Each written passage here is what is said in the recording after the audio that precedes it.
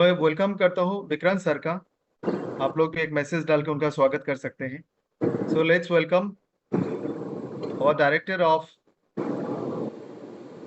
Research and development and marketing. आप सबके मैं ये कह सकता हूँ कि आप सब उनके साथ बहुत लॉन्ग टाइम से कनेक्टेड है, उनसे सीखते आ रहे हैं, तो आपके मेंटर भी मैं कह सकता हूँ। So let's welcome doctor Vikrant sir for this session.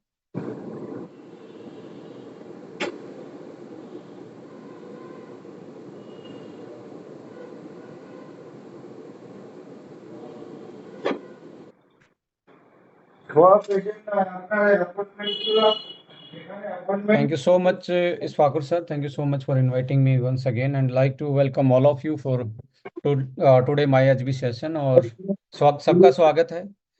जैसा कि हम जानते हैं कि ये सेशन जो हम लेके आते हैं वो जर्नल सेंस में हम साइंस को, फैक्ट्स को, फिगर्स को कैसे पहुंचा सकते हैं। This is you can say a session dedicatedly we try to make sense कि हम जर्नल तरीके से किसी को कैसे समझा सकते हैं हेल्थ के रिगार्डिंग, प्रोडक्ट के रिगार्डिंग। और इसी सेशन की आज की इस कड़ी में हम बात करेंगे बेसिकली अपने प्रोडक्ट के बारे में और अपने हेल्थ यानी कि कार्डियक हेल्थ के बारे में।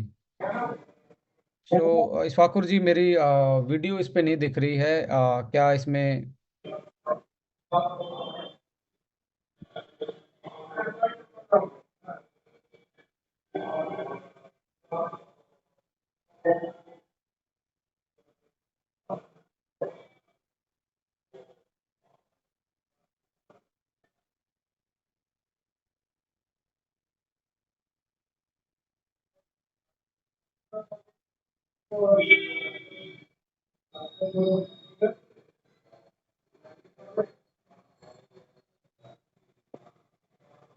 किस नाम से हैं इशफाकुर जी आप ज्वाइन? मुझे समझ में नहीं आ रहा, मुझे व्हाट्सअप कीजिए।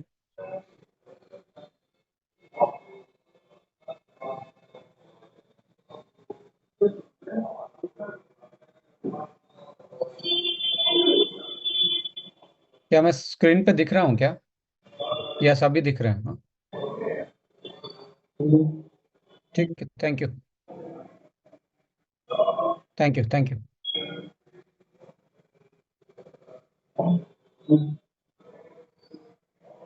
Thank you so much, thank you so much Ishfaqur ji, thank you so much.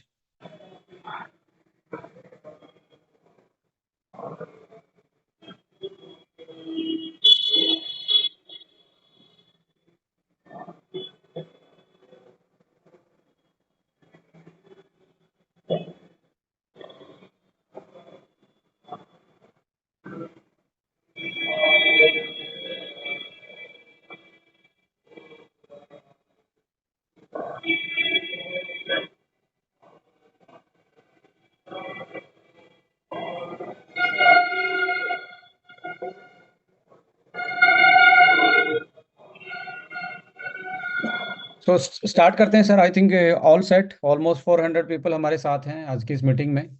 So cardiac health के बारे में आई थिंक सबको इंटरेस्ट रहता है, क्योंकि हार्ट एक ऐसी चीज है जो आप सोते हैं, जागते हैं, जब तक जिंदा रहते हैं तब तक ये काम करता है।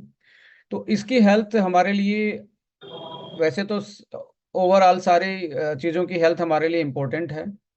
किसी भी ऑर्गन की या फंक्शन की हम बात करें तो सारी इम्पोर्टेंट है हमारे लिए, बट स्पेशली जब हम हार्ट की बात करते हैं तो ये ज़्यादा इम्पोर्टेंट इसलिए हो जाता है क्योंकि जैसे ही आप हार्ट की बात करते हैं तो ये अल्टीमेटली एक तरीके से कोई भी डॉक्टर किसी को जब मेडिकली एग्जामिन करता है कि सबसे पहले उसकी नब्ज देखता है। आप जैसे किसी को बेहोशी की हालत में लेके जाते हैं तो सबसे पहले उसकी नब्ज देखी जाती है, यानी कि नब्ज चल रही है तो ये बंदा जिंदा है। सो हार्ट चल रहा है तो इसका सीधा मतलब है कि आप जिंदा हैं। तो हार्ट हमारे लिए सबसे इम्पोर्टेंट है। इसके पीछे रीजन क्या है? जैसे हमारी गाड़ी के इंजन में पंप होता है, उस पंप की वजह से हमारा इंजन में ऑयल जाता है और ऑयल जाके बर्न होता है और हमारी गाड़ी चलती रहती है। ऐसे ही जो आपने खाया पिया है, भगवान ने एक बहुत अच्छा सिस्टम बनाया है बॉडी में। जो खाया पिया है आपने, जो फूड लिया है अपनी डेली की एनर्जी के लिए, डेली की रिकवरी के लिए बॉडी की, कि वो सही तरीके से काम करते रहे। वो डाइजेशन ट्रैक से, यानी कि पच के डाइजेशन ट्रैक से डायरेक्टली ब्लड में जाता है, और ब्लड में जाके ब्लड के थ्रू ही वो ऑर्गन में जाता है। अब ब्लड को कौन पंप कर रहा है? ब्लड को पंप कर रहा है आपका हार्ट। सो हार्ट ही एक्चुअली में एक तरीके से इंजन है, जो आपके एनर्जी, कैलोरी और विटामिन्स, मिनरल्स या न्यूट्रिशन को आपकी पूरी बॉडी तक पहुंचाता है ब्लड के माध्यम से। सो आज जो रिसेंटली देखने को मिला है, जो कार्डियक प्रॉब्लम है, आज डे बाय डे बढ़ती जा रही है। सडनली सुनने को आता है कि इनको अटैक आ गया, इनको स्टंटिंग हुई है, इनको स्टंट डला हुआ है, इनको बाईपास सर्जरी हुई है, इनका कोलेस्ट्रॉल बढ़ा हुआ है, इनको बीपी की प्रॉब्लम है, ये शॉर्ट टेम्पर हो जाते हैं। इनको किसी का तो ये भी खबर आती है कि यार रात को तो सही थे, सुबह क्या हुआ, हार्ट फेलियर। बहुत सारी सेलिब्रिटी रिसेंटली आपने देखी होंगी, लाइक स्टेज से गिर जाना या स्टेज पे ही डेथ हो जाना यंग एज में। बहुत सारे ऐसे आपने देखे होंगे कि जिम में ही वो एक तरीके से अनफॉर्चुनेटली उनकी कैजुअलिटी हुई। सो ऐसा क्यों हो रहा है आज के टाइम पे? सबसे ये जानना बहुत इंपॉर्टेंट है। और हम इन सारी चीज़ों से कैसे बच सकते हैं, कैसे अपना ध्यान रख सकते हैं, तो इस टॉपिक को हम डीप में समझेंगे। और यहाँ से मैं आपके साथ एक पीपीटी शेयर करूंगा।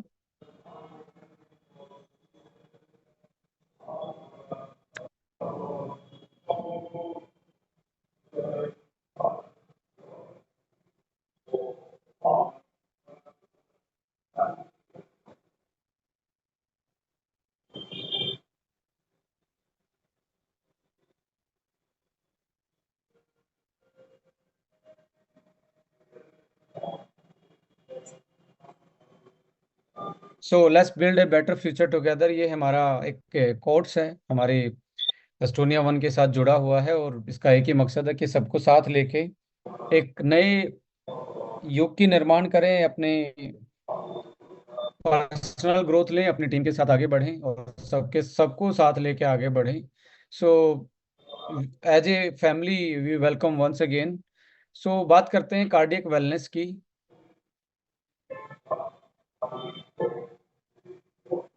सबसे पहले हार्ट के बारे में थोड़ा सा फैक्ट्स के बारे में हम समझेंगे। देखिए, एक इंसान का जो हार्ट है वो कितनी बार धड़कता है, ये एवरेज डाटा है, यानी कि 3 billion time in a person life time, यानी कि 3 बिलियन टाइम हार्ट आपका धड़कता है आपकी पूरी जिंदगी में। और सबने एक वो बात जरूर सुनी होगी कि जितनी सांसें थी उतनी चली, कि हर कोई बंदा एक सांसें लेके आता है।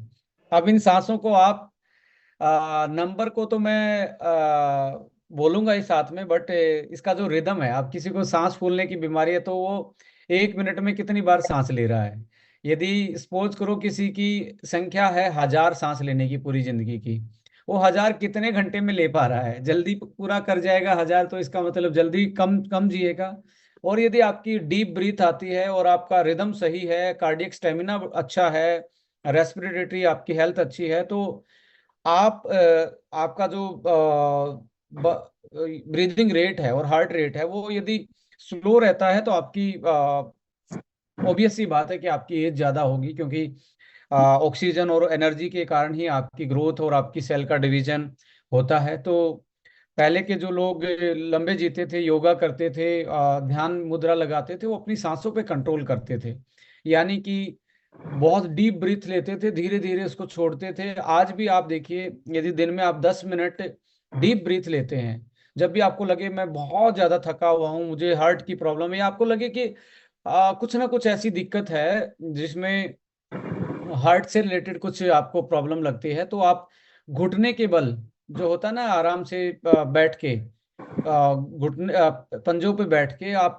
जो घुटने आपके चेस्ट की तरफ लगा के बिल्कुल डीप ब्रीथ लेके देखेंगे, तो एक ऐसी पोजीशन आती है हार्ट के लिए जिसमें आप प्रेशर मेंटेन कर पाते हो। और एक तरीके से जो सीपीआर होता है, मतलब किसी को अटैक आता है तो वो भी एक वैसी पोजीशन है कि पूरी बॉडी इकट्ठी होके प्रेशर लगा रही है हार्ट को, प्रेशर मेंटेन करने के लिए। कहीं ब्लॉकेज की वजह से, कहीं नमनेस आना, ये सारी चीजें आपको देखने को मिलती हैं। तो डीप ब्रीदिंग स्ट्रेस को भी कम करती है। तो try to be deep breath, चाहे सुबह या शाम को एक बार 10 मिनट आप पूरी लंबी सांस जितनी ले सकते हैं और उसको कितना होल्ड कर सकते हैं।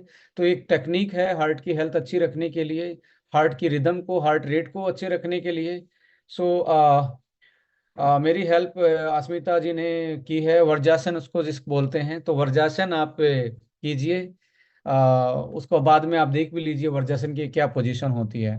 इसके साथ हार्ट जो पंप है, यानी कि 1.5 million barrel of blood in A life time.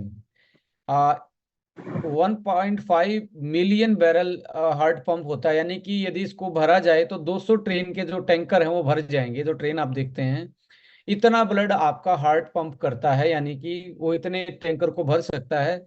ये एक एवरेज पर्सन की लाइफ की एक फैक्ट्स हैं। आप इसको एक जर्नली आपको बताने के लिए है। इसके साथ यदि आप देखेंगे, heart pump blood through the 60,000 miles, 60,000 mile blood vessel के थ्रू ब्लड पहुंचाता है। यानी कि इसकी पूरी वर्किंग को लगाएं, नली का रास्ता देखें तो ये लॉन्गर देन द अर्थ सर्कम्फरेंसेस, पृथ्वी के पूरा चक्कर कटवा सकता है आपके ब्लड को, आपका हार्ट। यानी कि इतना ज्यादा नेचर ने इतना ज्यादा स्ट्रोंग ये एक तरीके से ऑर्गन बनाया है कि ये यदि एक पतली खून की नली पृथ्वी के चारों तरफ बिछा दी जाए तो ऑन एवरेज आपका एक हार्ट उसमें पूरी तरीके से एक पूरा सर्कुलेशन मोशन पूरा कर सकता है, एक साइकिल कंप्लीट कर सकता है। उससे ज्यादा नॉर्मल हार्ट रेट जो होती है वो 60 से 100 बीट होती है। ये जेनेटिकली भी होती है समटाइम। जो एवरेज जो है हमारा 72 जो आता है।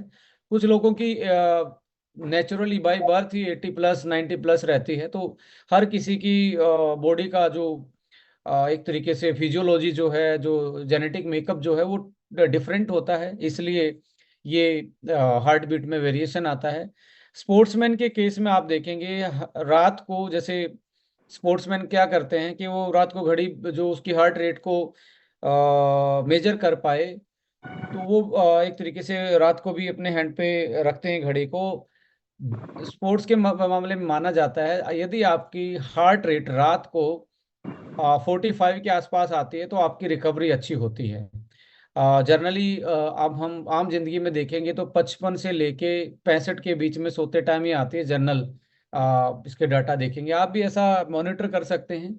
यदि आपकी 65 60 से ऊपर रहती है, 60 65 से ऊपर रहती है रात को भी, इसका मतलब ये है आपका हार्ट और आपकी बॉडी रिलैक्स नहीं रहती। अब कुछ लोग कहते हैं जी मुझे 7 घंटे सोना चाहिए, 6 घंटे सोना चाहिए, 8 घंटे सोना चाहिए। जो डीप जो डीप वाला जो आपका नींद है, स्लीप है, वो बेसिकली 3 घंटे से 4 घंटे का ही होता है, जिसमें हार्ट रेट बिल्कुल नीचे तक जाता है और आपका ब्रेन का फंक्शन और हार्ट का फंक्शन है, आपका रेनल फंक्शन है, किडनी है और आपका लीवर है, ये सारे के सारे जैसे हार्ट रेट नीचे जाएगा इनको रिकवरी करने का टाइम मिल जाता है, क्योंकि पीछे से प्रेशर नहीं आ रहा है, ब्रेन पे प्रेशर नहीं आ रहा है। So they recovered just heart rate पे ही आपकी रिकवरी डिसाइड होती है। सो जितना भी आपका आप स्ट्रेसफुल यदि आपकी लाइफ है तो आपका हार्ट रेट ज्यादा माना जाता है। इसलिए स्ट्रेसफुल लाइफ में सबसे ज्यादा प्रॉब्लम आप देखेंगे स्ट्रेस की वजह से पहले हार्ट बीट पे रहती है। हार्ट बीट की वजह से रात को भी आप सोते टाइम आपकी बॉडी रिलैक्स नहीं हो पाती। इसकी वजह से, स्ट्रेस की वजह से सबसे पहले आपका जो प्रॉब्लम आना स्टार्ट होता है लीवर और किडनी पे आना स्टार्ट होता है। हार्ट की प्रॉब्लम में डायरेक्टली किडनी के साथ एसोसिएटेड है, क्योंकि आप हाई प्रेशर रहेगा तो किडनी पे भी प्रेशर बना रहेगा। जो हमारे मिनरल्स का और हमारे साल्ट का जो एक्सक्रीशन है, यानी कि जो बाहर डिटॉक्सिफिकेशन करती है, यूरिया निकलता है या अदर जो हमारे टॉक्सिन्स निकालने का काम करते हैं, तो एक तरीके से उन पे ग्लोमुलर जो प्रेशर है वो एक्स्ट्रा होने की वजह से वो प्रॉपर काम नहीं कर पाते।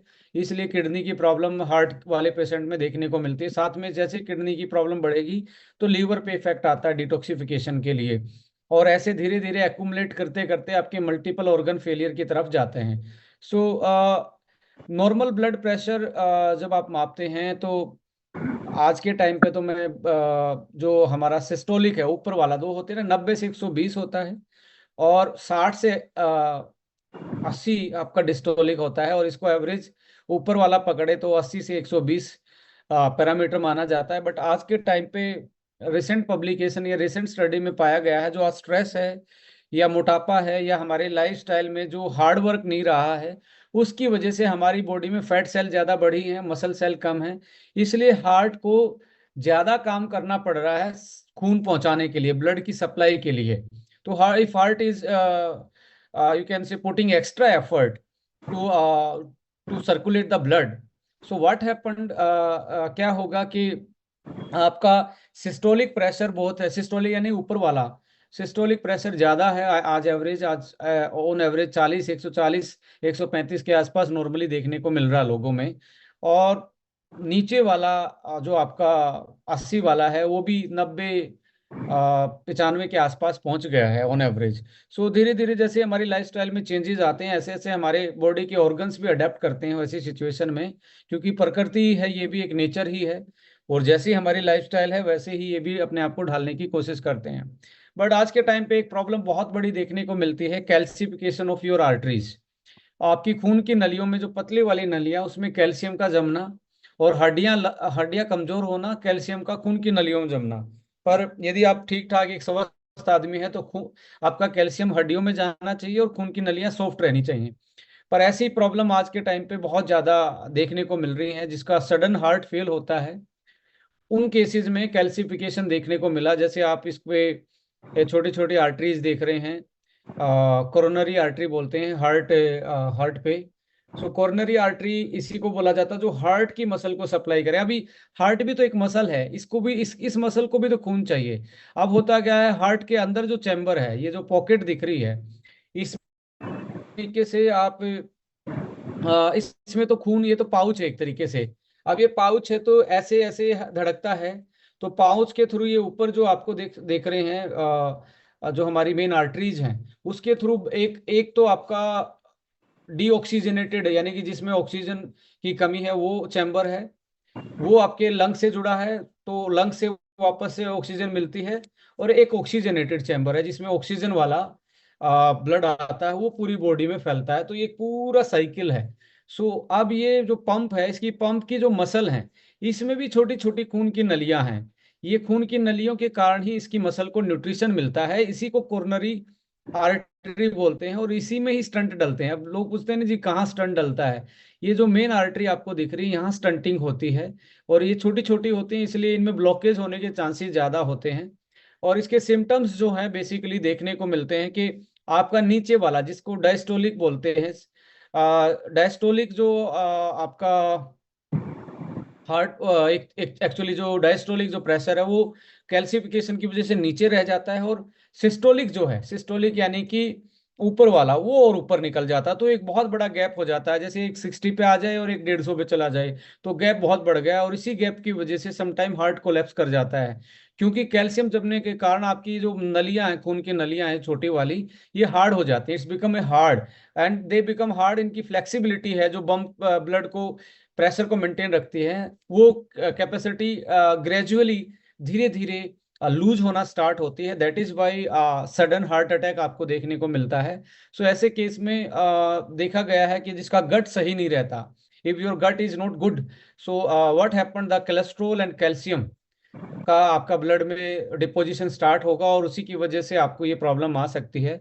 सो पेट जिसका साफ रहता है, सही तरीके से माइक्रोबायोटा है, यानी कि प्रोबायोटिक फर्मेंटेड फूड खाता है, फाइबर खाता है, तो उसका कोलेस्ट्रॉल बैलेंस और उसका जो कैल्शियम का जो अंदर जाके मेटाबॉलिज्म है, वो बोन तक जाता है। अभी इसमें विटामिन K2 बड़ा रोल प्ले करता है।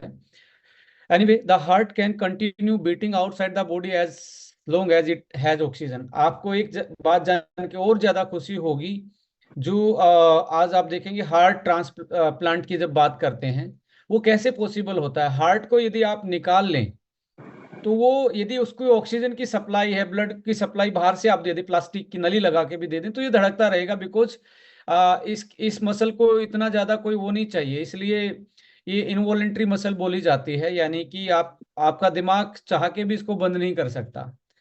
स्लो कर सकते हो आप मेडिटेशन करके, बंद नहीं कर सकते आप। ऐसा नहीं है कि जी मैं सुबह तक मेरे हार्ट को, आप अपने ब्रेन को बोलो कि इसको बंद करके रखो। जैसे आप अपने हाथ को नहीं उठाना चाहते तो नहीं उठाओगे, बट ऐसा नहीं है हार्ट को आप बंद कर पाओगे। तो इनवॉलेंट्री मसल जो होती हैं, एक्शन होता है, वो उसी का ही एक पार्ट है।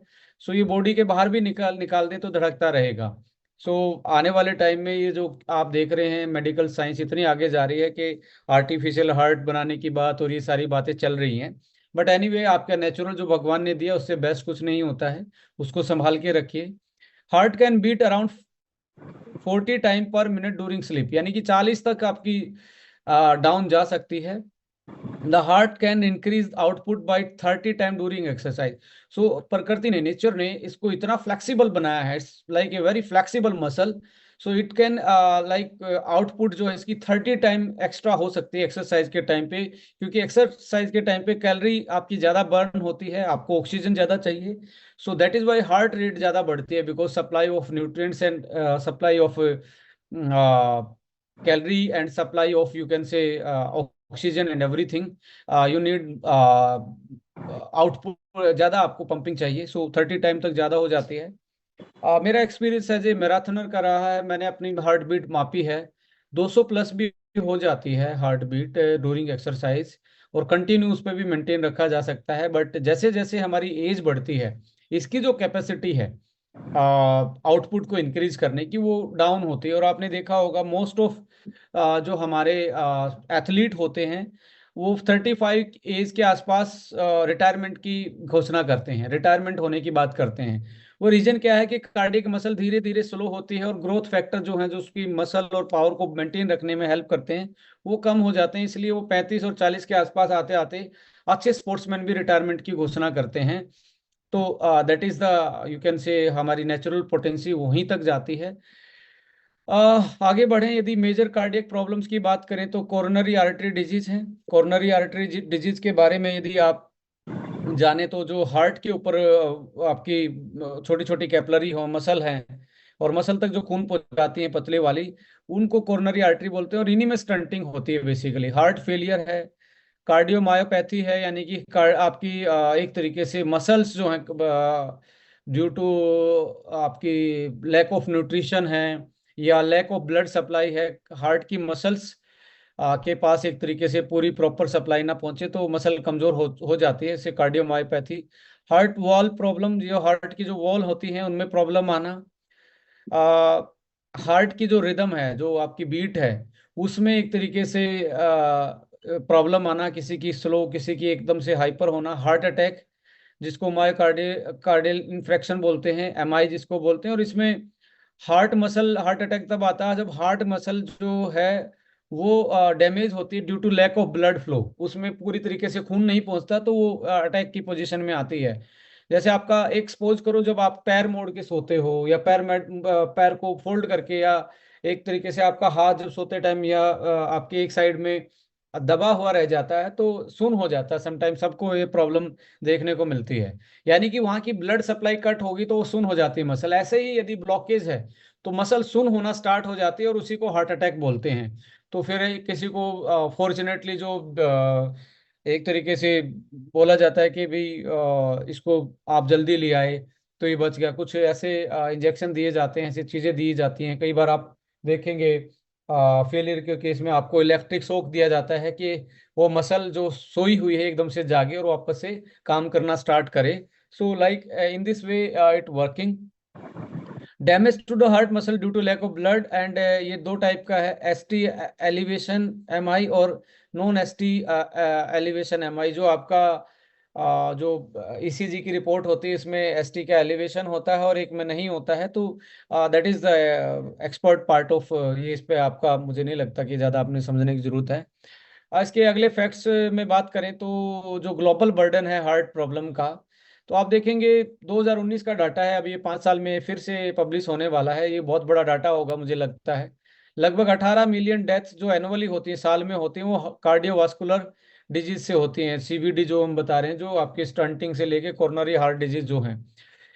और 31% जो 100 में से 31 लोगों की जो डेथ है, जो मृत्यु है, वो बेसिकली सीवीडी की वजह से ही होती है, हार्ट डिजीज की वजह से ही होती है। Heart disease is a leading cause of death global, global level पे सबसे ज्यादा मेन कॉज है डेथ का। और ग्लोबल प्रिवेलेंस जो है, यदि आप देखेंगे तो world wide 523 523 million people world wide suffering from the CVDs, and 2.1 million people world wide suffering from the heart disease. So coronary जो कार्डियोवास्कुलर डिजीज है, उसमें तो 523 million, 525 million people suffering from CVD, and 2.1 212 million people world wide suffering from the heart disease, जो other disease हैं। जब इसको India point of view से देखेंगे तो आपको 2.8 मिलियन डेथ हर हर साल, लगभग 28 जो लाख डेथ हैं वो हार्ट की सीवीडी की वजह से होती हैं, यानी कि 28% डेथ हैं अकॉर्डिंग टू WHO आपकी हार्ट की वजह से इंडिया में। And heart disease is the leading cause of death in India, ये सबसे बड़ा कारण है मृत्यु का, डेथ का।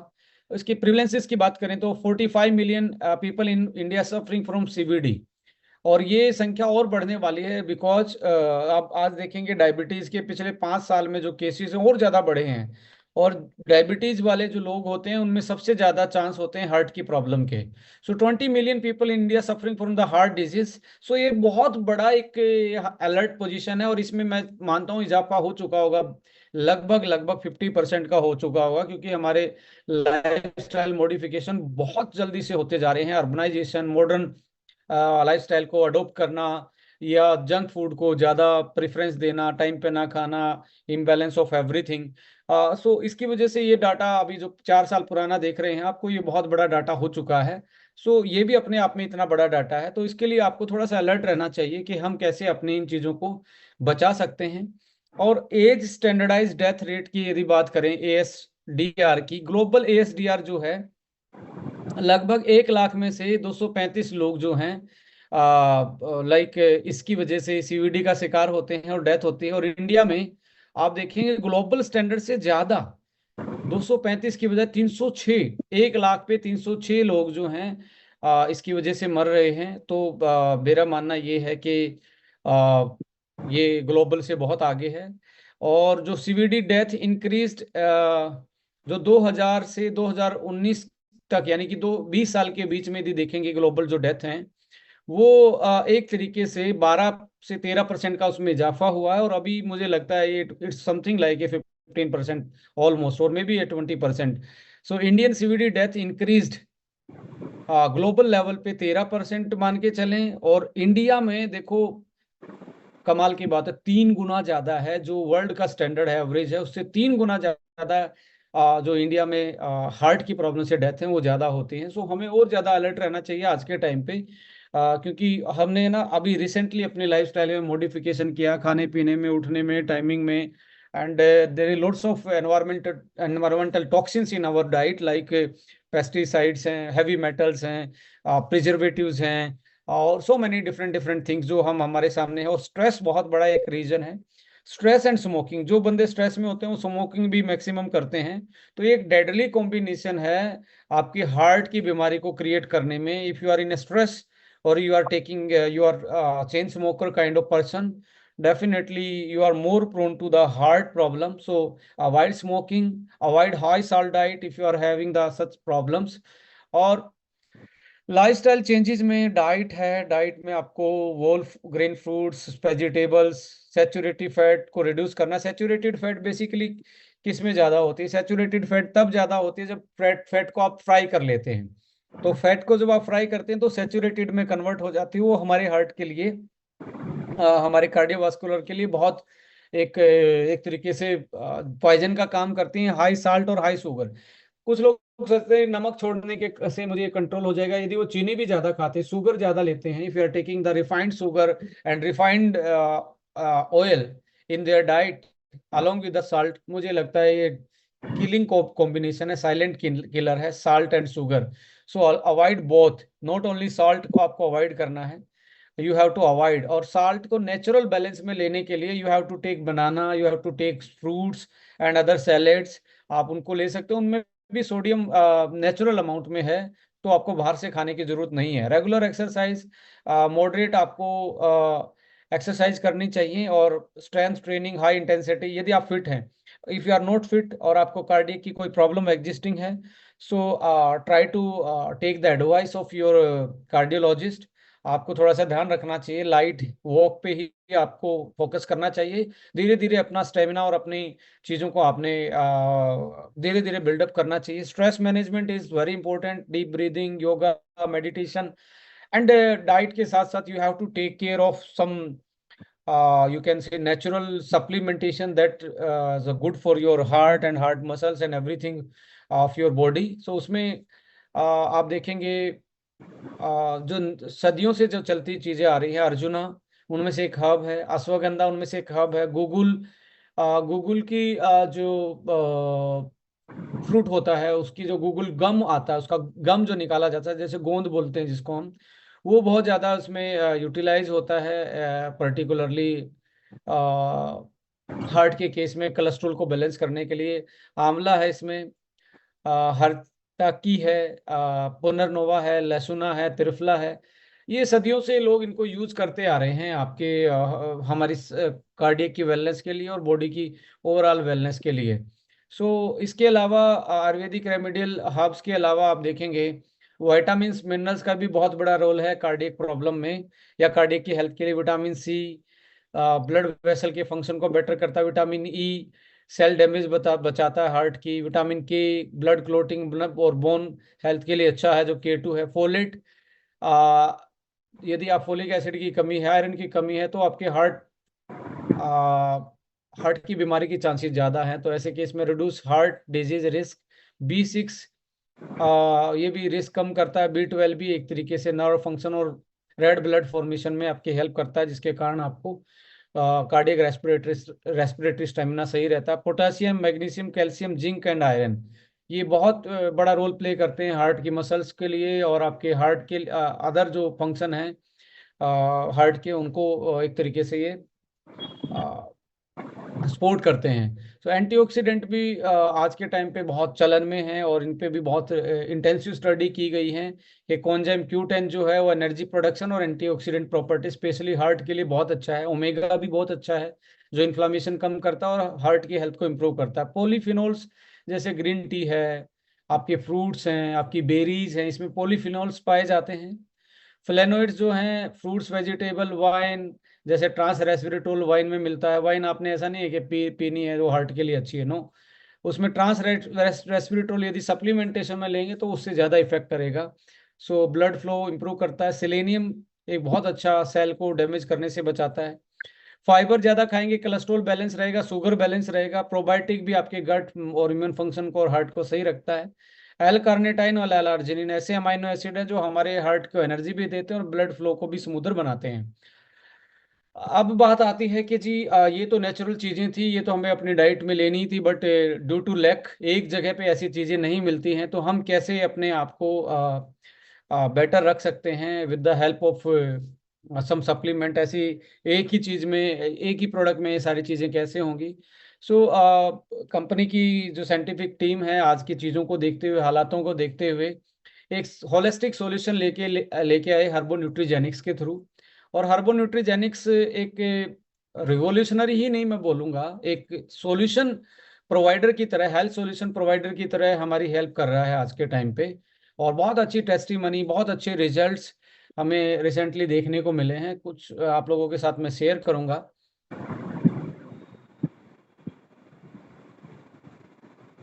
एक मिनट का मैं इसको पैड पे लगा लेता हूं कि आपको नोट पैड के, आईपैड के थ्रू आपको इसको अच्छे से मैं समझा पाऊं कैसे काम करता है, क्या इसके रोल हैं। आई थिंक अभी तक जो इन्फॉर्मेशन मिली है आप लोगों को इंटरेस्टिंग रही होगी आप लोगों के लिए।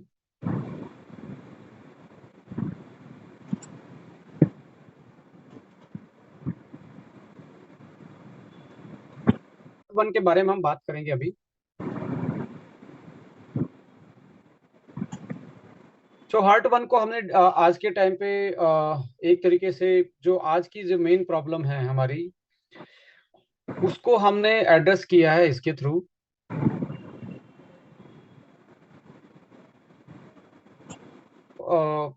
सो हार्ट वन के का जो मेन एक तरीके से फॉर्मुलेशन है या इसके पीछे की जो साइंस एंड टेक्नोलॉजी है मैं आपके साथ शेयर करने वाला हूँ।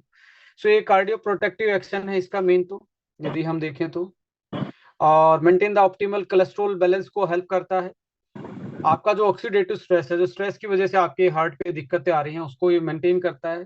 Prevent cardiovascular and coronary heart disease, जो CVD हम बात कर रहे हैं, जो मेन कारण बन रहा है आज मौत का, तो उसको भी एक तरीके से ये आपकी उस तरीके की हेल्थ को भी मेंटेन रखने में आपकी हेल्प करता है।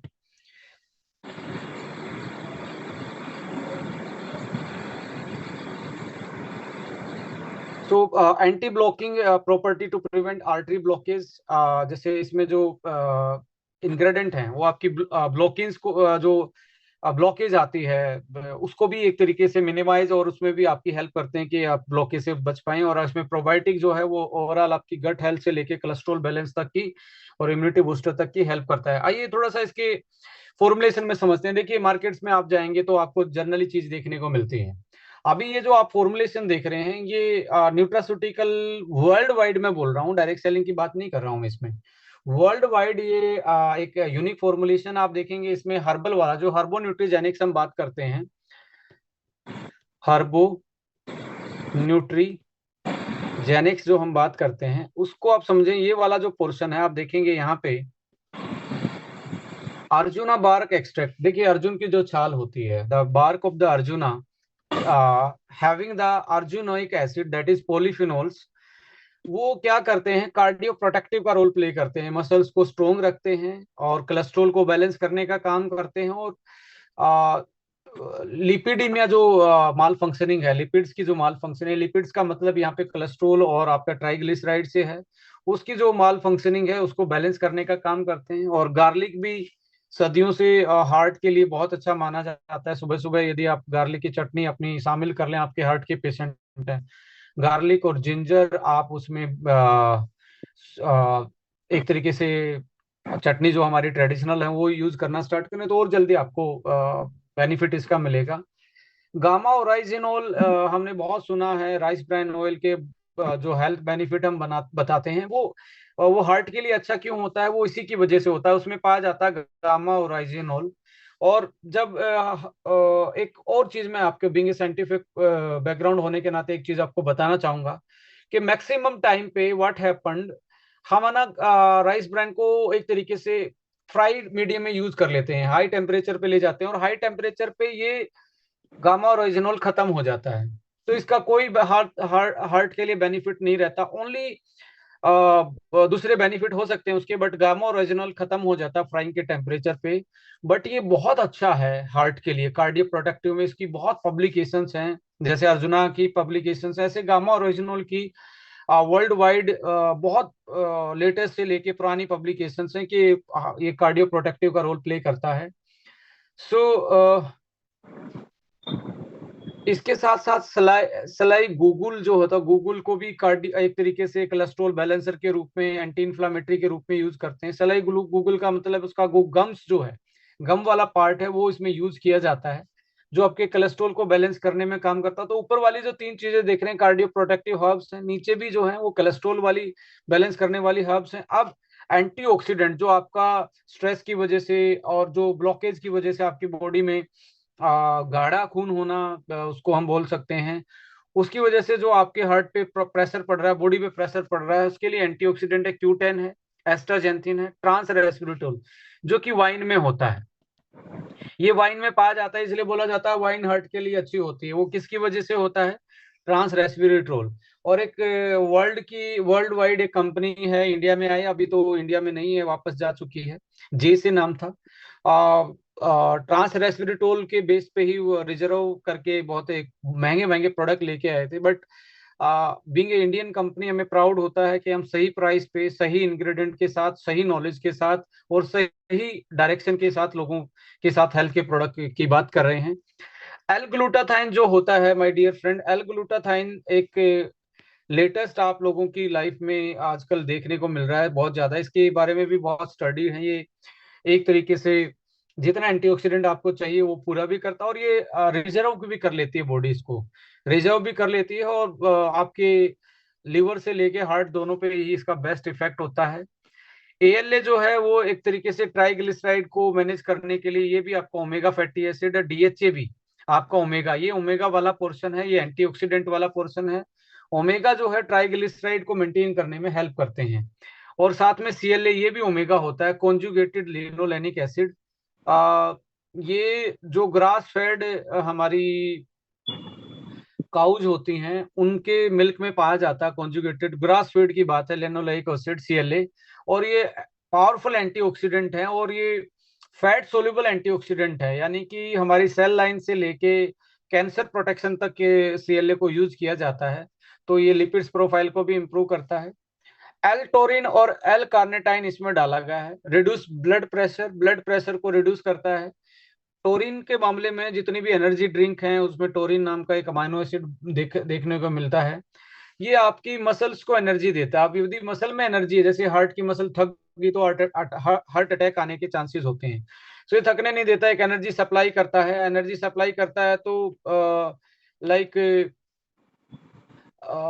मसल और एक्टिव तरीके से काम करती है। और इसके साथ साथ एल कार्नेटाइन, ये यदि आपके ग्लूकोज से सप्लाई नहीं आती, इन केस ऑफ लाइक जैसे आपको डायबिटीज है, उस केस में आपका ग्लूकोज का डाइजेशन मेटाबॉलिज्म सही नहीं होता, तो एल कार्नेटाइन उसमें बहुत बड़ा रोल प्ले करता है। ये फैट से आपकी एनर्जी, फैट को एनर्जी में तोड़ देता है यदि ग्लूकोज आपको सही तरीके से नहीं मिल रहा है।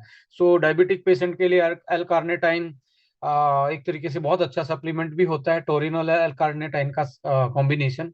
और जब यहाँ पे माइक्रो न्यूट्रिएंट्स जो हमारे डेली नीड्स हैं उसकी तरफ देखेंगे, B6 जो है, विटामिन D3 है, फोलिक एसिड है, जिंक है, मैग्नीशियम है, पोटासियम है, सिलेनियम है।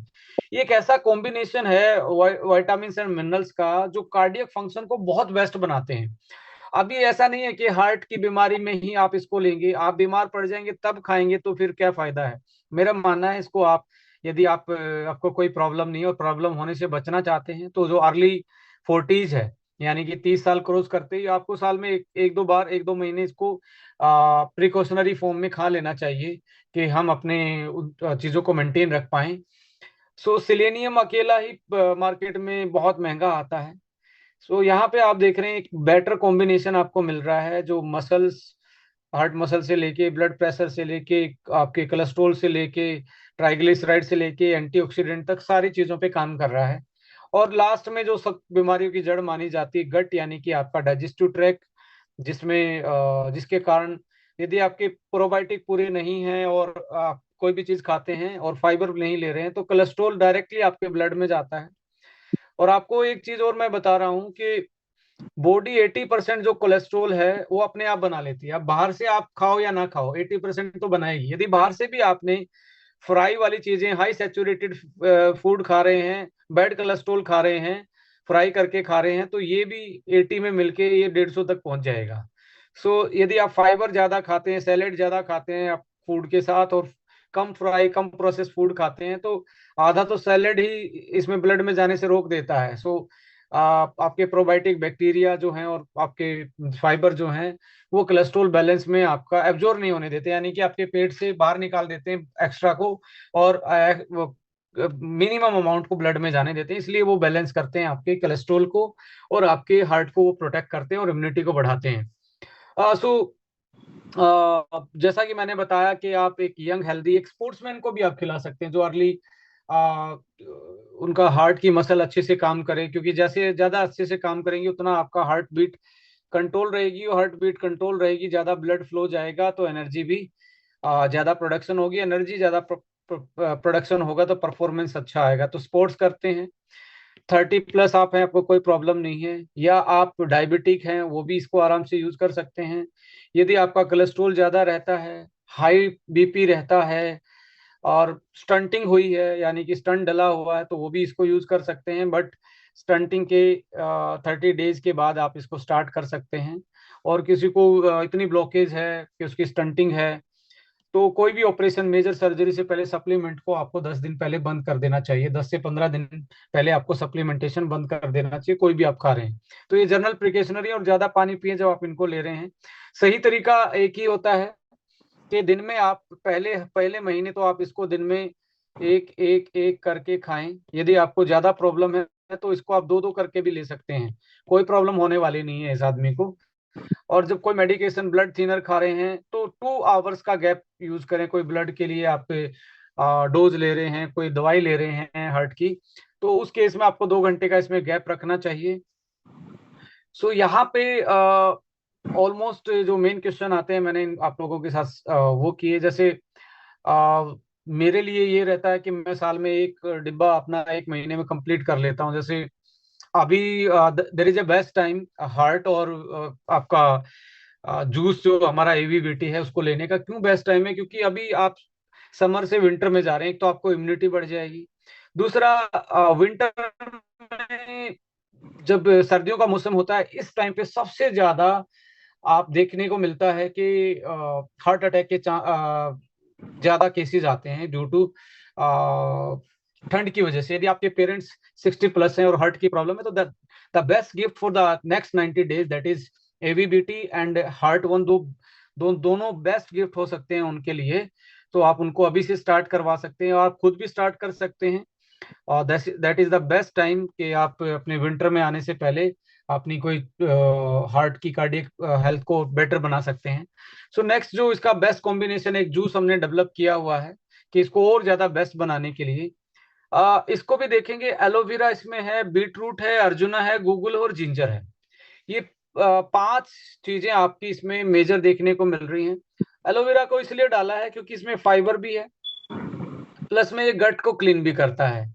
जिसका बाउल मूवमेंट सही रहता है, कब्ज और गैस कम बनती है, तो उसका बीपी कंट्रोल रहता है, उसका कोलेस्ट्रॉल का मेंटेन रहता है और उसका हार्ट रेट भी कंट्रोल रहता है। तो सबसे पहले तो आपका मेन काम आता है कि आपको कैसे आपके गट की हेल्थ को हम बेटर बना सकते हैं।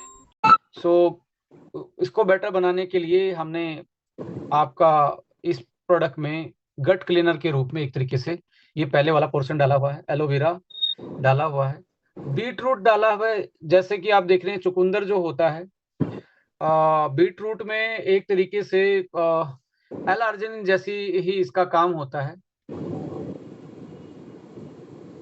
यानी कि ब्लड की सप्लाई को, वेसल्स को, जो आपकी ब्लड हैं, ब्लड की वेसल वेसल हैं जो कहीं से एक तरीके से स्ट्रेस की वजह से सिकुड़ जाते हैं, ब्लड का मूवमेंट सही नहीं रहता, उनको नॉर्मल करने का काम करता है, रिलैक्स करने का, जिसको वासोडाइलेशन बोलते हैं।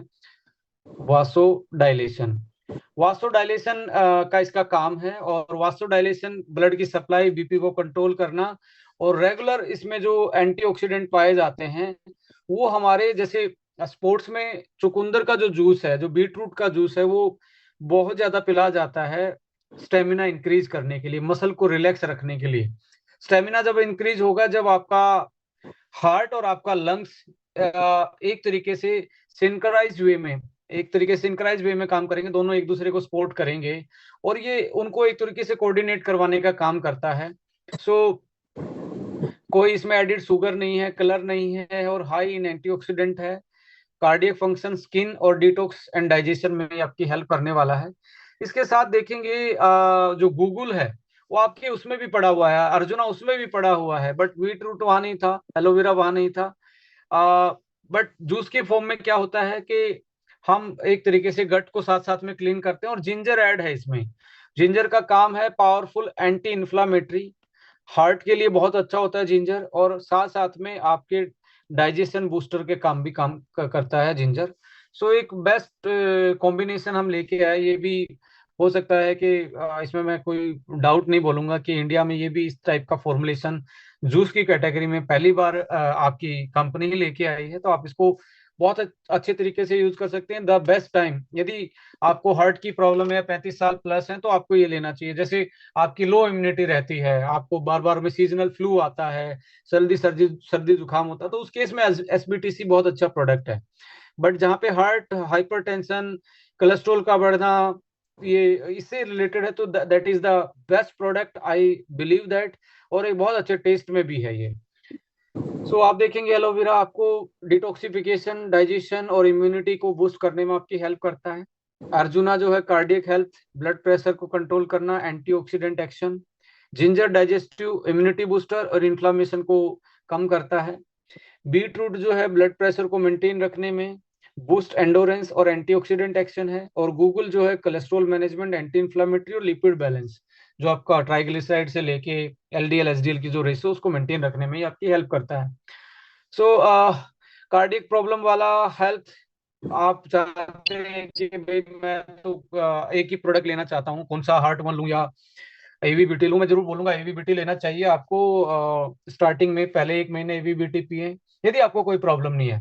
नेक्स्ट मंथ से आप हार्ट वन स्टार्ट कीजिए, तो 2 महीने का एक तरीके से आपने प्रिकॉशनरी और एक तरीके से अपनी हेल्थ को बेस्ट रखने के लिए, हार्ट हेल्थ को, कार्डियक हेल्थ को बेस्ट रखने के लिए आप इसको यूज कर सकते हैं। सो ये था आज का प्रेजेंटेशन।